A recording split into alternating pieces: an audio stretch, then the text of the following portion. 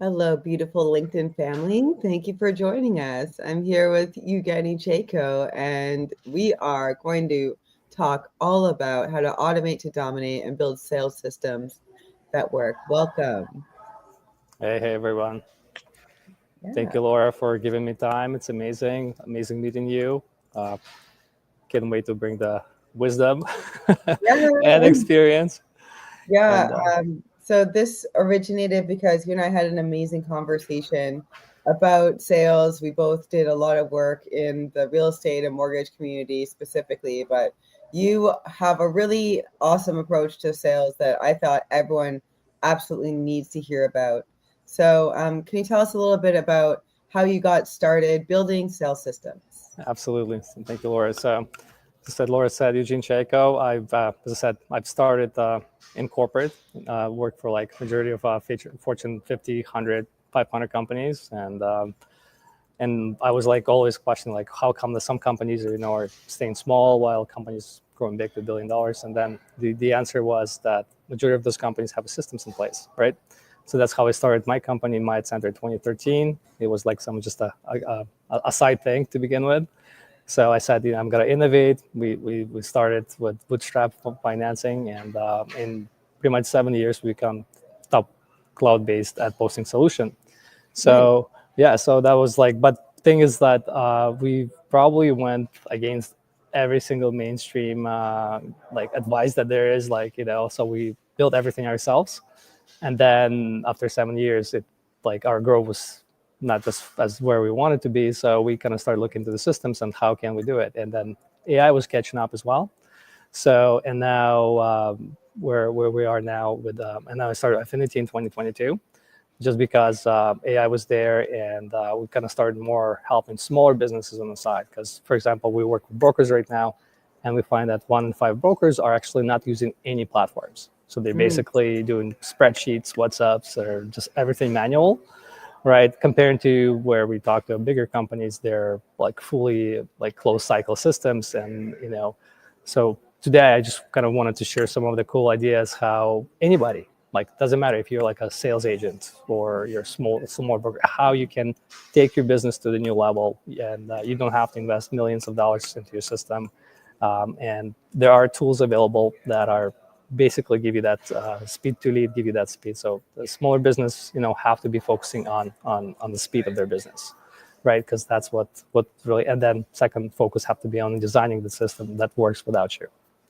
So that's amazing. yeah. Amazing. Yeah, I think this is definitely the way forward, especially for anyone that's in professional services more generally. So, like financial services, insurance, accounting, anything like that.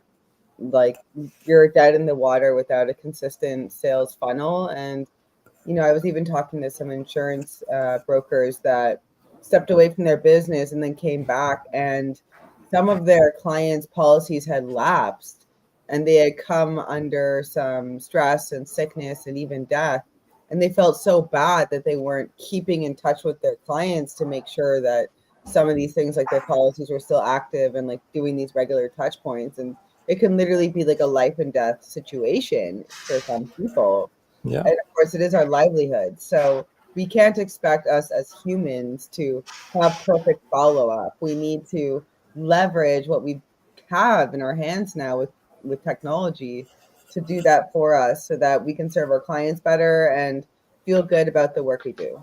absolutely.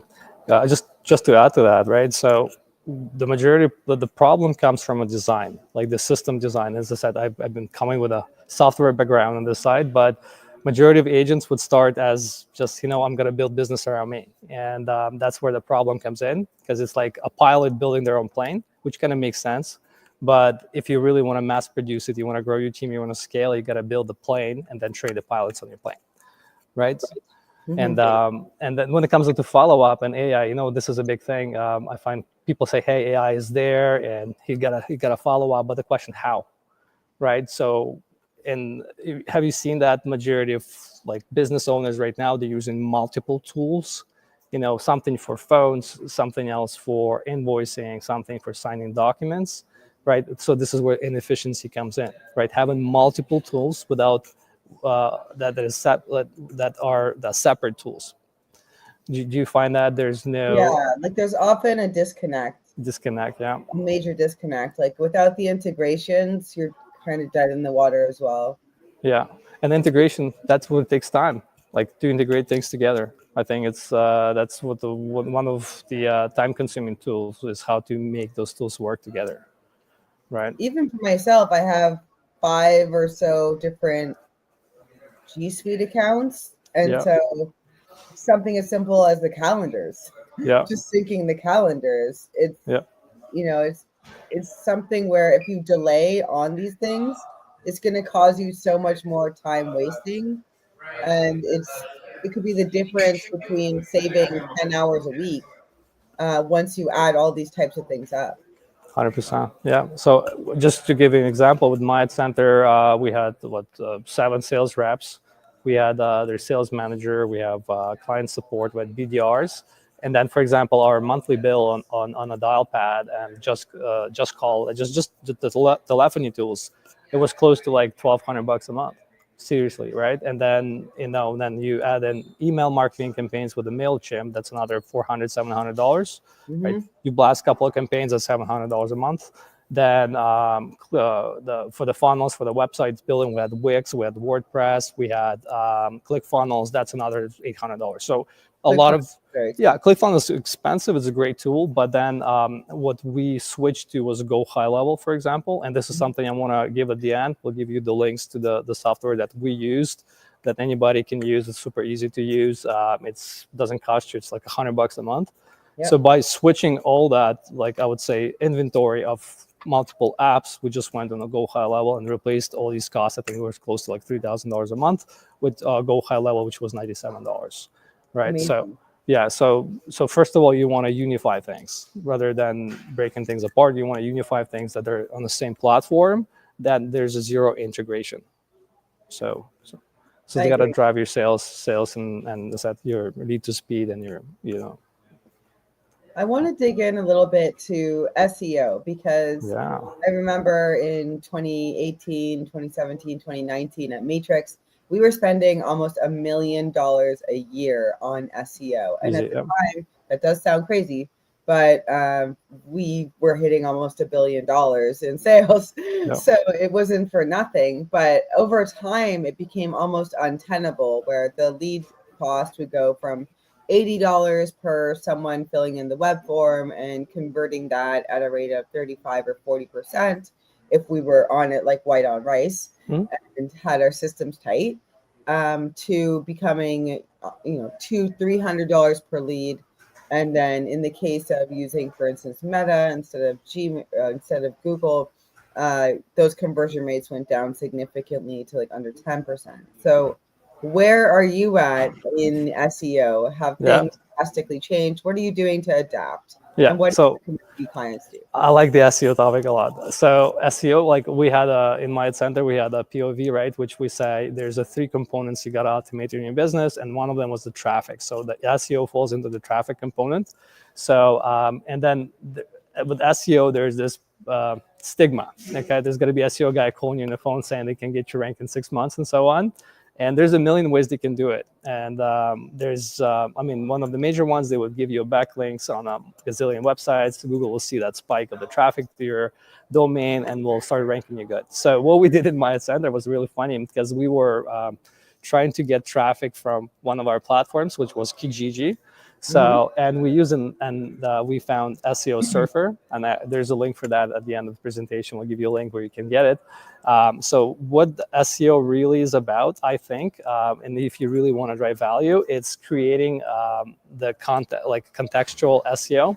So basically, in order to rank for a specific keyword, your website has to have a number of topics linked together that are gonna be pretty much creating the body of knowledge. And when Google sees that, they will rank you really, really fast. But in order to do it manually, for example, that's a lot of work, right? So we used SEO Surfer. So basically, here's what happened. I hired somebody for $120 a month on Upwork. We gave him that tool, and then gave him like the task of 20 blog posts per month. And within 6 months, we outrated Kijiji, and keyword specifically was Kijiji help desk. So if somebody has a problem with Kijiji, they will type in on Google Kijiji help desk, and my ad center will pop up on the rank one. So Nice. the way, yeah, so there are tools available, and then once again, you can run it yourself. You don't have to hire an SEO, or you just have to maybe hire somebody to do it for you. Just copy and paste. So so that's That's my like growth hacking in a sense. I would say so. I mean, 6 months, that's not a long time, right? And we had, I think, organically about 8 or 10,000 clicks a month. So coming to our website, we just created, a blog post that would educate person on how to do something on Kijiji, because we were talking to client every day. We knew exactly what they're looking for. And so we just went on a Surfer SEO. We would punch in a couple of keywords. It will assess the complexity of the keyword. So, for example, the way Google works, it would say this keyword is 37 complexity. Now I will create 5 or 6 blog posts with SEO score 82, for example, and my competitor or Kijiji itself, the SEO score was 50. So guess what? Google says, hey, their keyword density, and this tool does it all. The thing is, like, you don't need to know that. It does it all. It will make sure that every single keyword that Google wants is in there, and it's AI driven. So all you do is just it creates a tree, and then you just click on the blog post you want to create, charge you $20 I think for it, and from there you can just copy and paste it into your blog, and then don't forget to submit that blog. This is a big SEO thing. Don't forget to submit that blog post you just posted on your website. You have to submit it on the Search Console in Google, because Google otherwise doesn't know that the article was created. So you just have to go and So search. what you're saying is, like, you have your website and your web host and where you're updating your blog, but then you have to go into Google in the Search Console and update it there as well. Absolutely. Otherwise, you just have to wait. You're at the mercy of Google robot to find your website and then update it, whatever the meta and links were created. So first of all, you will use Surfer SEO to create what contextual body. So it's, for example, it's going to be sales systems. It will say, okay, in order for you to rank number 1 on sales systems, you need to have those 14 blog posts, and each blog post will have a cluster of keywords. That's what Surfer SEO does. And then you just go and say, okay, get that blog post done, and AI creates the entire post. It analyzes competition there, see what's the word count, see what the keyword complexity, and so on. It creates the post for you. All you got to do, copy and paste that into your blog post, and then you just add tags. Once again, just follow the Surfer SEO workflow. It actually can do it for you as well. Once the blog post is posted or published on your website, all you got to do, take that new link from your website, go to the Search Console, insert that URL, and says, okay, I have a brand new post, go there and index it. And within 24 hours, to index it. You do it every single time. Let's say for next 3 to 4 months, you'll see that you'll be outranking your competition. Doesn't matter how long they've been doing it. As long as your blog post can retain the traffic. So it means if it's a fully BS, it's unlegible, and when somebody goes in your blog post, they just bounce back, then Google says, something's wrong. But if somebody goes there and stays there, let's say for 45 seconds, Google says, hey, these guys are actually doing, and let's say somebody goes on your competitor's site and stays there for 30 seconds, you will outrank them really, really fast, because Google says, hey, somebody stays on the page for a longer time. Is there any way to manipulate this? Like, send the blog post out to everyone in the company and everyone on your email database, and get eyes on it that way as well? Like, how can we get a little scrappier about this? How can we outsmart the algorithm? Well, it's a mice and cat game, right? So SEO experts are looking for the loopholes, but essentially it's already been done. I would not try to outsmart it. I would try to outwork it. And with the AI tools, you definitely can do it. So if you produce, I don't know, hundreds of pieces of content per day or per month, let's say, once again, you don't have to be a full-time on this. If you're, for example, solopreneur, you just can, I don't know, include 3 hours a week on creating 20 articles, and you can schedule them, right? And that way, if your competitor is not doing that, you're going to be ahead of them 100%. And then the very important thing is, of course, there's a little caveat. So first of all, the context, whatever keywords or keyword density is very important. So if you have more keywords that are Google wants to find in the blog post and your competitors don't have it, and thing is, if you're using Surfer SEO, you have the AI working for you, which is, as Yeah. I said, Yeah. you can't beat that. There's no way organically or manually you can do that, Oh right? yeah, I used to go and like when you're doing a Google ad, you can go and look up keywords and like check out the rankings. That was so manual though. I'd spend like Yeah, 45 minutes testing different yeah, keywords. So no, it's great that we transcended that. yeah. I can Yeah. actually, if you want to go into the Google Ads and paid advertising, I have another tool I think to share. It's super cool, and we've been using it for the last 3 years for clients, for ourselves as well. Honestly, throw it up. If you want to do a screen share, I'd be highly interested. I can just tell about that for now. Yeah, I sure. mean, if you want. So for Google Ads, it's a big topic. Paid advertising. It's still like as much as it's being used by top producers. Like the paid advertising, always been have this energy about it that it's complicated, it's hard. I need to learn ads to do it. Actually, with a tool like Play, PLAI, I'll have the link as well at the end of the presentation for you. It's pretty much now done. It's streamlined for you. You don't need to know how to operate Google keyword research. You don't have to operate how to use Meta Ad Manager. You just go there, you connect accounts, and then you just tell AI exactly what your ad is going to be about, and it will generate the ad copy for you. So if you like blank, you have no idea how to do a copy or stuff like that, this tool is just built for a user to join it and run it. And what it does amazingly, we use it. We write copy ourselves, but we use it. What it does great, it actually goes directly to the platform API. And what I find with Meta, that it will skip the learning phase. Learning phase is what is draining everyone, like draining your budget, right? You can have an. Yes, You've been yes. there, right? Yeah, definitely. Like the first, like you go to most SEO guys and they'll be like, yeah, the first $1,000 like throw away Yep. basically to see and split test different ads and see what works. And like that just doesn't work for a small business owner. Like they don't have money to burn. Exactly. Yeah. So the learning phase, of course, it's there just so the algorithm can learn. And some may say, well, you have to go through this. Once again, we've been using Play, and we've been running ads in Meta. And for example, for a client, and if I do it manually in Ad Manager, the cost per lead is going to be like $30, $40, right? And with time it gets better. But when we use Play, since there's no learning curve, your ads, like if you go in Ad Manager and check it out, it says active right away. So and then our lead cost went to like $13-15, just identical ads, just different platforms, whether we did it direct on Meta or we use Play. So Play is an amazing tool for running your ads, especially for Google, because it will give you keyword suggestions.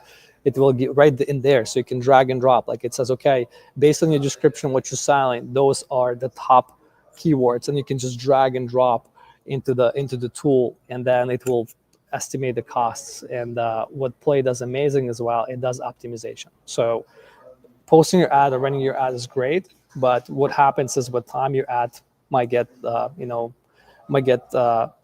results might kind of flatten and stuff. So the Play tool will actually optimize the copy for you, which is the job of Ad Manager. You pay a couple of $1,000s a month to do it. So definitely highly suggest, if you want to get into the paid ads, you don't want to spend thousands of dollars on somebody to run your ads, try Play. It's an amazing tool. We've been using it for a very long time. We know the owner of the company, and this guy's putting a lot of time to making sure it's easy. Has lots of tools to create awesome ads for Meta, like UGC tools, for example. You can generate UGC right in Play, which is awesome. So that's a great way to get traffic for sure. Yeah. Let's talk about the system of, okay, finally someone has filled out our web form on our website. Yeah. They've done the call to action. Maybe that was contact us, book an appointment, whatever that call to action was, they did it. Yeah. Now what? Yeah. What do you recommend for Can't wait to spill the bits. Okay, so just simple forms, guys. It's just there's a science behind a form. So, for example, so what I suggest anytime you're running a website, websites, as I said, don't sell. If you really want to make your traffic convert, you got to have a landing page. What's the difference between website and landing page? Landing page has no navigation bars. There's only one way forward and backwards. So I would suggest create a landing page for one offer, and each offer is the king, guys. Once again, offer is what will drive your traffic. So you have a good offer, you have only one offer on the landing page, and there's only one way to go with that page is forward, meaning that you got to fill out the form or book an appointment, right? And then now how you got to build that, like for example, it's got to be WordPress or it's got to be Wix or whatever. So I suggest look into the Go High Level. It's upcoming CRM. It's more than I think CRM is outdated name for for the platforms that are happening right now. It's an outdated term, because right now, for example, HubSpot was one of the original CRMs, but once again, they're more than CRM. You can host a website, you can build a website. There's website builder, there is a funnel builder, there's a forms in there, there's a calendars in there, right? So what it means that without any technical knowledge, you can get a landing page running in, I don't know, half an hour to an hour. There's 24,000 templates. You just click on the template, customize it, and goes. And it's like $97 a month, by the way, right? So this is what HubSpot, by the way, is like $1,000 now. Yeah, it's like $4,000 to onboard, and then you pay like $394, I think, for user. So which is very costly. Yeah, HubSpot's very costly. Same with Salesforce. Yeah, I mean, those are enterprise tools, and they're actually there's a reason why they're so expensive, right? Because the ROI, it has amazing track. But now, if you solopreneur, you're an agent, you're a broker, you don't need to spend that kind of money, because there are other ways to actually optimize it, right? So why it's important to have, like, I'm going to start it off, everything has to be integrated on one platform. First of all, you want to track things easily. So when the form filled out, lead goes into your CRM, that's where tagging happens. It's very important to properly tag a customer, what landing page they come from, what offer they're basically opting in, right? Then you want to make sure that your sales reps get a notification. There's a new lead came. This is, I think, 95% of success. If the lead came into your platform, that someone can call them within the first 5 minutes. There's actually scientific studies. I think if you call them within 5 minutes, your closing ratio goes by like 85%. And that's what we do in the lead gen. When somebody fills out our form, we phone verify them. We send it to the customer. If customer called them right back, they're actually still holding their phone. That they talk to us, they're still holding the phone, so they can get engaged as well. So the problem is with WordPress websites, when the form goes to your email and you never check your email, it's lost. The momentum is gone. Easy to miss. Right. Easy to miss. So and then when the lead comes in the Go High Level, I can set up an automation that will send them a quick text message, or I can send them a quick automation that will fire off the link to their calendar, so they can book directly with your calendar to book a callback. So you don't have to even, like, you can be on a meeting right now while the system's got to be trying to book an appointment with your client, which you can imagine how much, like, you can scale it so much faster. So having a CRM or a platform that allows you to increase your lead to speed and, first of all, leverage your time, it's highly important. Yeah. So I agree. And there's another golden rule. There's several, I guess, but another is that you need 7 touch points on different platforms and mediums, ideally, to gain trust and sometimes to get someone to buy. So just because you did do that initial 5-minute, get them on the phone, follow up with them, then you send the offering, they still need to pay, right? So I think it's not closed till it's closed. Yeah, 100%. And it's going to take a multi-channel approach, most likely, to close that. Something I like to do is lead by education. So, for instance, live events like this, but also in-person events, or even letting people know, like, if I'll be at a major event and putting things on their radar, if it's appropriate, for instance. But what do you suggest in terms of content for follow-up? Because you can't keep saying, hey, buy my thing, buy my thing, buy my thing. It's got to be a little bit of soft sell and a little bit of hard sell. Or just like, hey, I follow. Sorry. Yeah, exactly. So I'm very excited about this, because this is what I love to talk about a lot. So what you mentioned, drive with educational content. This is our POV. Actually, we train that in Affinity for every new agent or broker or the company we work with. They hop in. We have a kickoff training, and part of that training is that you got to understand when the lead comes from, let's say, real-time advertising or SEO, they don't know you, right? So we consider them a caller, a top of the funnel lead, right? So when they come in, there's two things you got to leverage: trust and risk. So if the trust is lower than risk, they're not gonna buy from you. They will just feel they have that uneasy feeling that I might be looking for somebody else. This isn't the right person for me. So absolutely, you want to drive with education and give them more information at the first stage. Once they receive enough information about you, they kind of put the check marks in their mind that this person is expert. They're giving me information, and this is what I need at this stage. They will finally open up and give you that emotional opening. That's where you can ask the questions, like about current situation. And then essentially, when you do a questioning on a sales cycle for the cold lead, you want to ask them the why questions. So why are you trying to refinance today? Or what kind of challenge, like what's your life situation? Why you're buying home right now? Oh, of course, everybody. So, but what's the why? Oh, my wife is expecting a second child. That's why I'm buying a new home. Right? So that's only available, like that stage can, like, don't skip the informational stage first. Give them information, Yeah. right? Do you find that's true in your business, Laura? Like, yeah. So for instance, a microcosm of that is my call to action is almost like book a discovery call with me. I like to interact as soon as possible, as opposed to back and forth on email. It's very impersonal.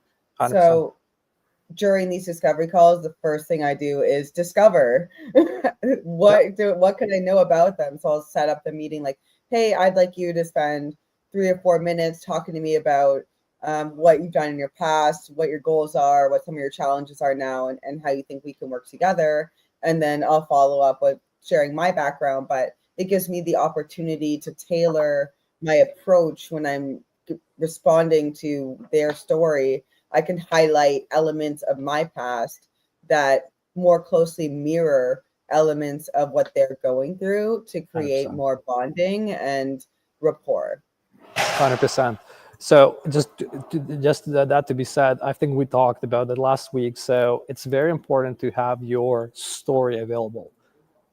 Besides everything else, the best way to kind of make that rapport, create like a connection with a customer, is to have a story. Like, people learn faster through a story or personal examples as well. So that's, we're talking about the sales side of things. So and that's how it's been always. Like for us, we tested probably every week. We have a new sales script we're trying to do. We do lots of cold outreach. So, and then stories usually the ones clicking faster. So that's one thing I would suggest. If you can tell about yourself. Maybe you've been in financial situation, hardships before, and you know what, it helped me to get my life back on track when I refinanced my home, and this is how I become a broker, and I said I want to help more people. That will resonate with people more if you just would go straight, from your experience as well. And so by essentially giving that information, like if you really want to improve your sales conversion rates, like in person, so we say two things. If you can give them personal attention, like a Zoom call, it's like a Mercedes in a service. Like there's nothing, the AI cannot replace your personal attention to the customer, and that will improve your sales conversion. So if you say my sales conversions are low, meaning that you're not giving your customers enough personal attention. So sometimes it's impossible. Then you have to lead with convenience and speed. If, for example, you just don't have salespeople, it's just yourself, then give them ability to book time into your calendar faster. Give them ability to fill out the application forms online. Give them a convenience and speed if you cannot do that. One thing, another tip, into making your, if you want to, we drive lead to application, for example, for mortgages, right? If you want to increase that, you want to make sure that you have at least good diagnostics at the beginning of the call. If you give them ability to tell about their life, tell about their problems, what they're looking for, prior than you pitching your product, that will increase your closing ratio by like 50%. Because the person will feel that you spend your time on listening to them, and people like to share things. So that's one thing I find as well. If you can embed that in your sales process, will will help you to sell more. For sure. I think that's absolutely so important. Being purpose driven, sharing a little bit of, what brought you to where you're at. And I think the secret sauce there is to share 2 key details about your life. And it could be likened to Star Wars. So Luke is the hero of Star Wars, and he is pretty much going to have a really hard time defeating the dark side unless he has a guide. So Obi-Wan or Yoda could be considered the guides. Yep. And the thing that Obi-Wan shares is that he has empathy for what Luke is going through. He had been through it himself and had to overcome the same challenges that Luke has. And he has authority, right? Like he's successfully slayed these dragons. He is a master Jedi. So if you can share that, yes, I've been through the same challenges as you, and I have overcome them, and here's how, then they're gonna understand where they fit in the scheme of things, which is that they have goals and that you can help them achieve these goals. 100%. And then, guys, it works not just on sales calls. It works in marketing, in your content, anywhere. This is the let's say this is the model that will work anywhere. If you kind of question yourself, how do I write an ad? Like Laura said, just share your experience.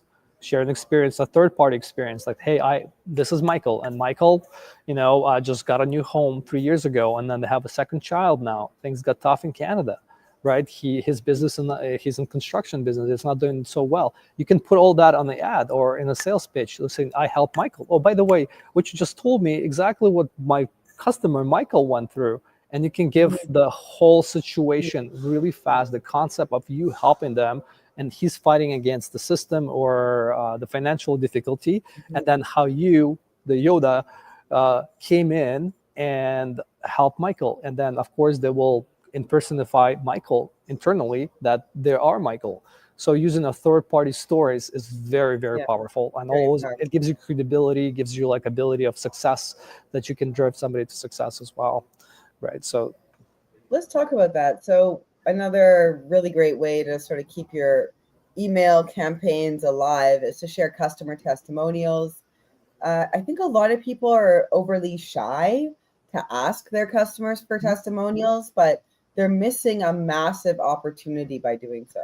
Yeah, 100%. I think the whole review, reputation management, as we call it, and go high level community, that's kind of now accepted coin term, it's been overlooked. There are a few companies that are going to be focusing on review or reputation management. So, but because it's something like if you've been in business by yourself, you probably know once you close the sale, then the emphasis from a customer kind of fades away, right? It kind of goes on the fulfillment, and fulfillment kind of there's going to be you're on to the next. Bye. Exactly, kind of, right? I mean, that's what happens naturally, especially if you're a sole producer. So what's important, once again, by design, have a stage on your pipeline. And that's why it's important to have a platform which you have a pipeline where it's all breaking, like entire sales process for different offers, breaking down into stages. So for example, you have a closed or converted stage, perfect. After converted stage, you can put an automation that says, okay, in the next 5 days, I want to start this sequence that will ask for a review. I want to ask for a testimonial, right? And then some people say, well, it's not every single customer want to give me a 5-star because of what some hiccups happen in the process. You definitely can put a little survey, say, hey, can you please rate us, right? And then if they give you 5 stars or answer specific questions, you can program it that it will say, oh, perfect, great. Send a Google link or link to, I don't know, any third-party software, and you can capture the review, right? And then if the review is great, then of course, book a Zoom call or a quick video call, and then say, you know what? I'm so happy I was able to help you. Give personal time again. If you want to move customer faster to the point of your interest, use your personal time. Use the one-on-one time, because that's what will drive their engagement faster compared to you've just got an automated system. And then ask them for it. If you don't ask, you don't get it. It's obvious. True. Right. It's true. A lot of my clients will say like, oh my God, I use the sales system on LinkedIn and B2B branding, and I layer content with personal branding, and then messaging on LinkedIn. And the messaging is automated, but I write it in such a way that it's targeted to a certain group of people and it's not spammy. Yeah. So it's resulting in some of my clients getting 6 booked meetings in a week. And Yeah. they'll message me and say, "Oh my God, Laura, I booked 6 meetings this week. This is awesome," right? First thing I'll say, "Great, can you just record that in a video?" Yeah. Since you're on a Yeah. high. And Yeah. so yes, systems, but also have it on your mind. Like, strike while the iron is hot. If someone is Yeah. giving you awesome feedback about your service, say, "Thanks, can I take a screenshot? Can I use this in some of my Yeah. promotional items?" Ask their 100%. permission, obviously, but Yeah. don't be shy. That's the Yeah, key. yeah. I actually had a client then, and this is gonna be up to you to judge or condemn this. I had clients who like say, Eugene, my customers love me, but they don't want to go on camera. What I do, and I tell them, ask them if you can just write a little script and give it to an actor. You get on a Fiverr for $40 to read that script for you, and if they're okay with that, that's gonna be kind of to you. If like, oh, but it's the customer who just doesn't want to go on live, but it's a still testimonial and it's 100% valid. It just you created it, or you created a story, like somebody just read it to on the camera. I think it's totally fine as long as there is Yeah. a truth, there's success behind it, and the customer gave you an authorization to do that. That's totally fine as well, I think. Yeah, Yeah. I have no ethical qualms with such a strategy. Yeah. That seems fair, Yeah, especially about everybody. asterisks, like story was real, actor was portrayed, or whatever like Yeah. that. Yeah, Um, and that's lots of people do it, guys. And I mean, lots of people do it without authorization or without clients. They just do it. So you've got to there's be that. a There's that. mile ahead by doing it ethically, doing that, right? Yeah. Yes.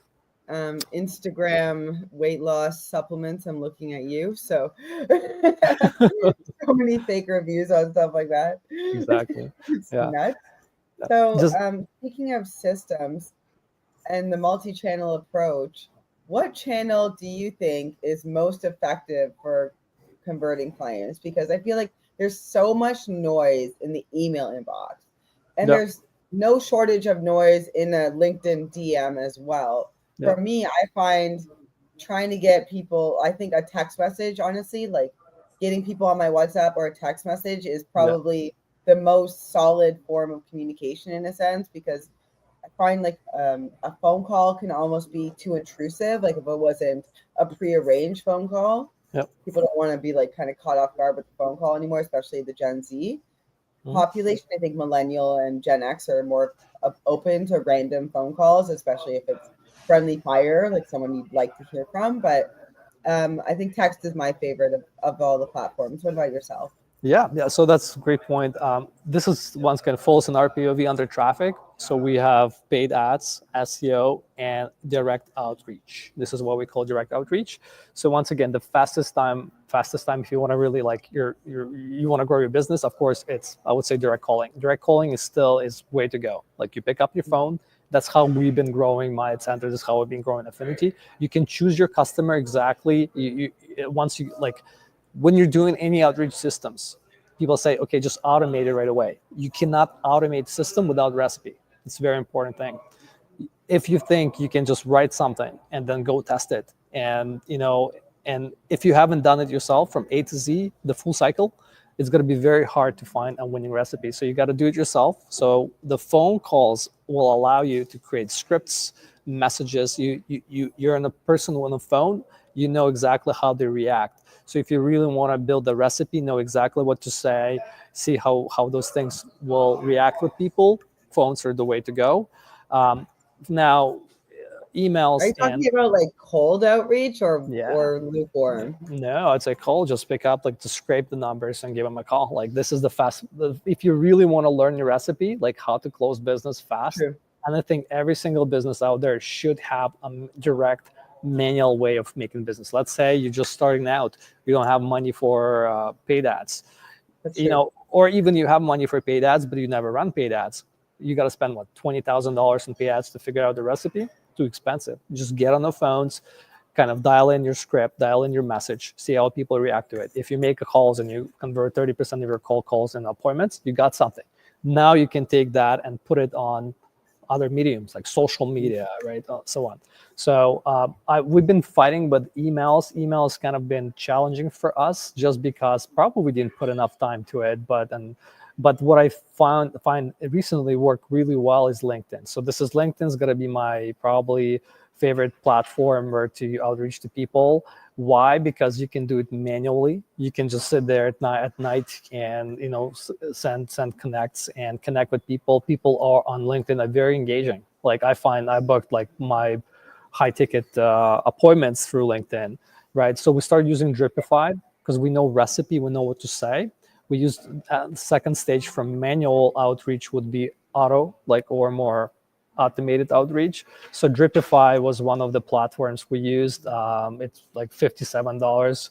I think in the first week we booked like 4 or 5 appointments from just connecting with people. So that can be automated as well. But once again, my point just to have something manual.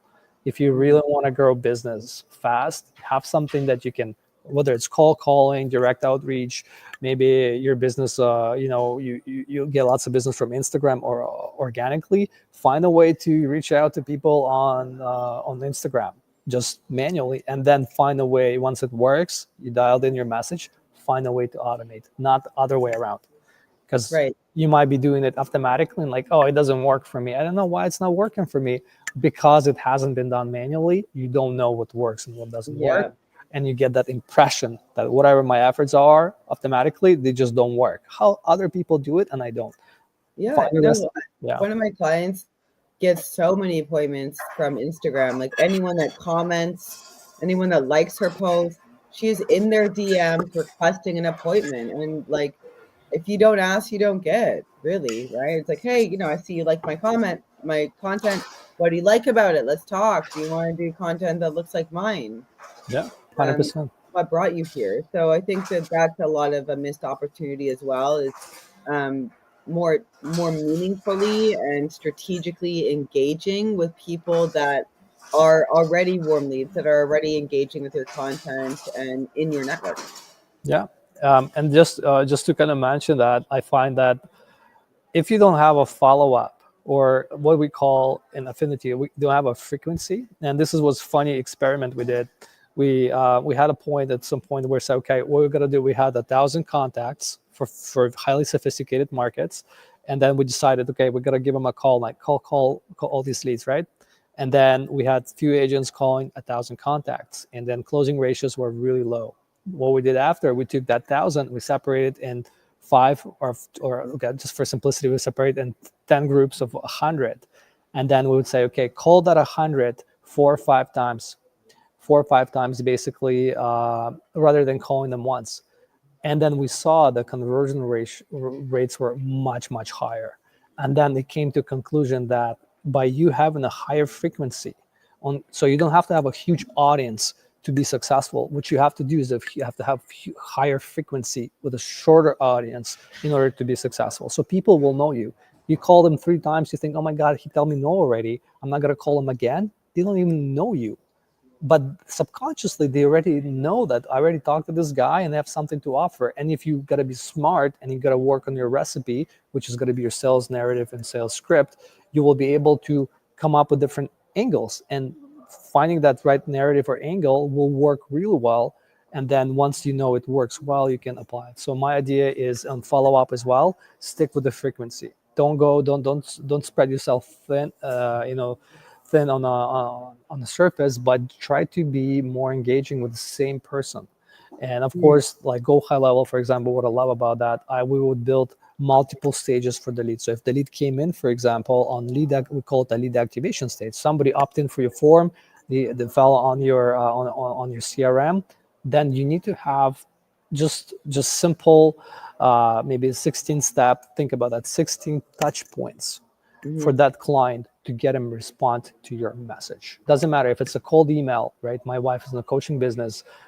Response rates to get from a cold email is really low. So you have to have a frequency, right?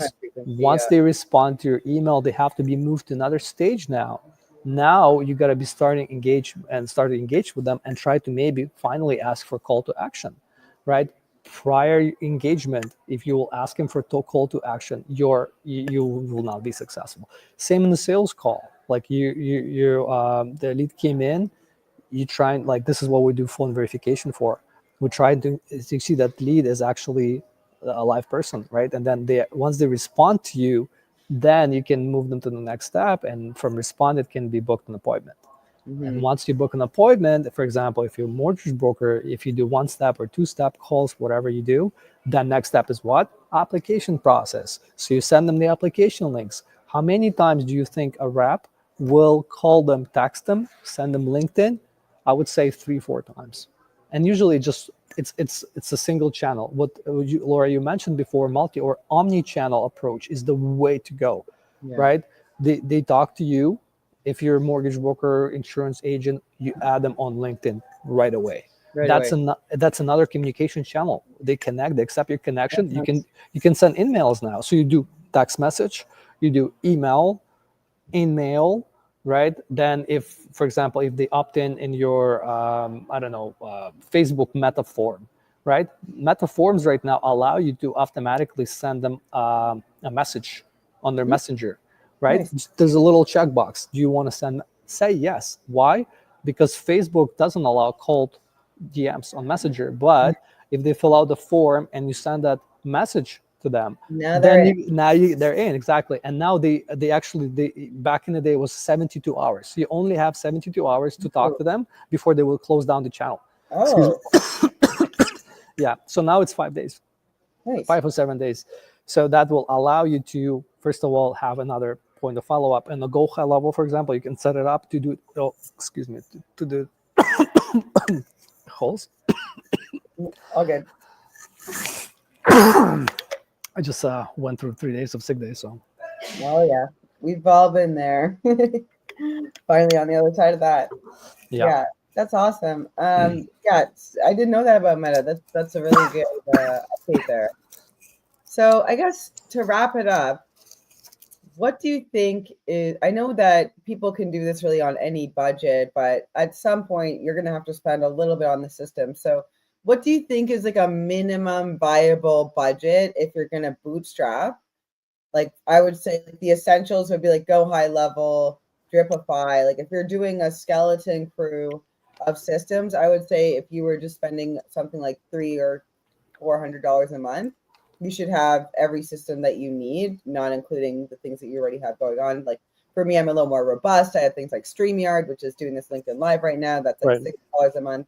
So if you're in the marketing business and you have a marketing agency, obviously that would increase. But what would you say are like the 3 main price points, like the small, medium, and high that your clients need to go with that people should plan to budget for?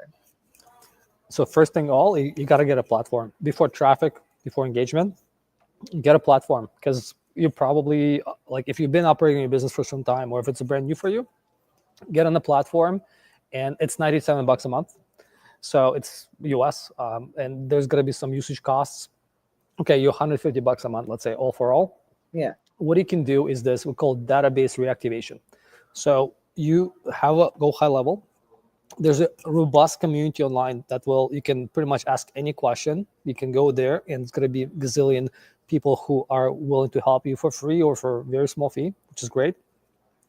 All you got to do is take your contacts from your, your lender software, your Google Sheets, put it in the Go High Level, set up a SMS campaign once a week, just one text message, put an email campaign once a week, and then try to mine opportunities from your database. You will be blown away. There are a gazillion businesses right now just do that. They take your existing customers, like if you've been, mortgage broker, you probably have 200 deals a year. That means and you've been in business for 10 years, you probably have about 12,000 contacts. Yeah, easily. Yeah, put them in there. Don't send make sure it's dripping. So it means that you send 20 or 30 text messages per day to that database. That if that database never been approached by text messaging or emails before, you got to warm them up. People have to be open to that to that venue of a communication. So if you've never been sending messages to them and now you're bombarding them with message, guess too what? far. Spammy, right? So there's going to be some people who will opt out right away. So make sure you give them ability to opt out. So the first initial message should have the opt out language. So if you don't want it, press stop, right? Some people will say press stop. Perfect. You don't want to like solicit these guys. So Go High Level is going to be definitely the go-to. 100% the best money. I would say if you're just like, give me a business that's been running for 40 years right now. And Laura, we talked about her, right? Put them on a Go High Level system and then put the tools that we know. That business can probably go 30% more in revenue in the next year or 6 months. I probably can guarantee that, right? So now what you want to do is, first of all, you're sitting on like 95% of opportunities behind you. So make sure that you just go back to your old customers. If Bring you those don't, back up. yeah, if you don't have a new customers, then have a manual direct approach, right? Which not gonna cost you anything if you're starting out, right? So that could be LinkedIn, can be cold calling. Oh, my business, I cannot cold call. Yeah, you cannot cold call. Then maybe you can go on LinkedIn and find people there. Like I have a friend of mine who's selling drywall renovation, and he's making like $5 million a year. I'm like, how'd you find customers? He's like, LinkedIn. He will approach a CEO of a company, or sorry, CEO of a company, and says, hey, I do high profiles for people like you, and this is some of the kitchens they did. Let's talk about this. Really? Yeah, I have another guy who's selling Poshy cars, and they use LinkedIn as well. They just reach out, hey, like we have this amazing deal, so I can help you out. The leasing's got, or there's so much things you can talk about So like much. that. And so, I use LinkedIn even to like build my email database. So with Dripify, if you have it going on a lead campaign, either with like existing or creating new connections, you can go and export their emails via CSV, put them in your email database, offer them a chance to opt out or opt in. Yeah. But then you've now taken people that were only from LinkedIn and added that layer to now be in your CRM system. Yeah. So if you're on really low budget, and for example, like Laura said, you need to build a list of prospects to email or to call, you can use tools like Phantom Buster or Lead Swift. They're like $20. Yeah. And leadswift.com will allow you to pretty much like go into Google. It goes into Google and scrapes thousands of contacts for you, puts it on an Excel sheet, and then you can start calling them. I mean, once again, you can start emailing these guys, but once again, I rather for you to have a manual approach so you understand what you're doing. But if you're existing business, for example, you say, okay, I have it all. I have a CRM, I have ads running, I have SEO going on. What's the next step for me, right? Once again, like just to have to review your process and see if your system is designed around you, right? So that's a big deal. Like if you're expecting the system to change over time to become something else, it's not gonna happen. You have to pause it and go back on a clean sheet and design a system where it's not like working around you. Yeah, it's very hard, right? And then see, okay, now what components of that can I integrate now? And look at it. Essentially, I've seen customers that are saying, okay, everything is automated, and we can do like 400 leads a day. Have a customer who does that. Essentially, what you have to do is more automated you become, then maybe you can hire more people to give more personal attention to them. It's counterintuitive because you think I'm going to get automated. Problem with automation, you will go into the slope where you can become cheaper, convenient, and faster. But if you want to really grow your business, and I think before your business hits like 15 million, you should be focusing on sales. Don't focus on the bottom line. You should be focusing on the top line, right? And in order to become that, if you want to focus on the top line, you got to increase your prices. Yeah. How do you increase your prices? This is the only way you can increase your prices if you have a more personal attention to the customers. If like over-the-counter sales, I have so many HVAC customers who like, yeah, we got to get rid of over-the-counter sales. Once they do that, And then there's another competitor will come up with the e-com way. Like right now, this is happening in Toronto. Lime came out with e-com way to buy HVAC furnaces and heat pumps, and they're charging like 10 points or 20 points less than anybody else out there. So if you're thinking, okay, having more automation will allow you to scale. No, I think in order to scale, you got to add that Mercedes of the service, adding more people. I agree. That's a wonderful takeaway. So Eugene, if anyone wants to get in touch with you, what can they do? Yeah, we created a little page last night. So it's affinity.io/automate. So AFINITI, affinity with the I at the end, .io slash, maybe we can type it here. I did, yeah. Affinity.io/automate. You can go there. Affinity with an I? Yeah, affinity with the I. Yeah. You can basically you can go there, and I dropped few links there for Go High Level, which is the platform. Second, SEO, Surfer SEO is there as well, and the Play. So for the ad management for ads, so you can go there, and there's going to be bottom link at the bottom. You can pretty much book time with me if you want to talk to me. And yeah, so as I said before, it's a big topic. I hope it was useful, and we had some insights on how to build a better systems. And thank you, Laura, for giving me a chance to present and share some of the experience and knowledge. Oh, it was super fun. I learned a lot, and I look forward to even doing this again and digging even deeper. Yeah, absolutely. Let's do it anytime. Thank you. All right, take care. Bye, Eugene, and thank you everyone for joining us. Thank you guys. Bye.